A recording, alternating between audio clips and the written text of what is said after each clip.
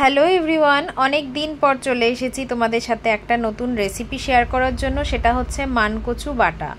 এইভাবে কাঁচা বাটা একবার আমার কথা শুনে অল্প একটু পরিমাণে করে খেয়ে দেখো, কোনো মতেই কোনো গলা চুলকাবে না, কিচ্ছু হবে না।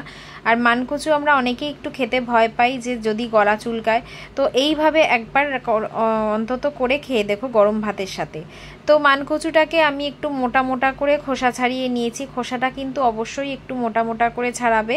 এইভাবে অনেকটা করে বাদ দিয়ে দিয়ে আমি ছাড়িয়েছিলাম, আর সেটাকে আমি ছাড়ানোর পর আধ ঘন্টা কিন্তু জলে ভিজিয়ে রেখেছিলাম, একদম ঠান্ডা জলে।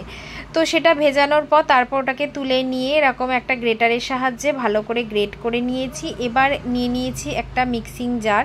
তো সেটার মধ্যে আমি দিয়ে দিলাম 1 চামচ কালো সর্ষে, হাফ চামচ নুন, পরিমাণ মতোই নুনটা দেবে, আর 3টে কাঁচা লঙ্কা, আর একদম অল্প পরিমাণে একটু চিনি।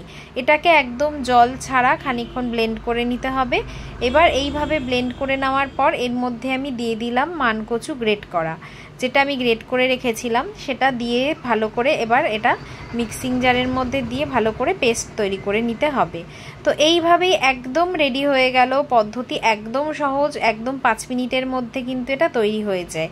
এইভাবে খেয়ে দেখো তোমরা, একদম অসাধারণ লাগে গরম ভাতের সাথে খেতে। এর সাথে মিশিয়ে নেবো একটু সর্ষের তেল, আর যদি একটু জানি ঝাল কম লাগে তার জন্য একটু কাঁচা লঙ্কা।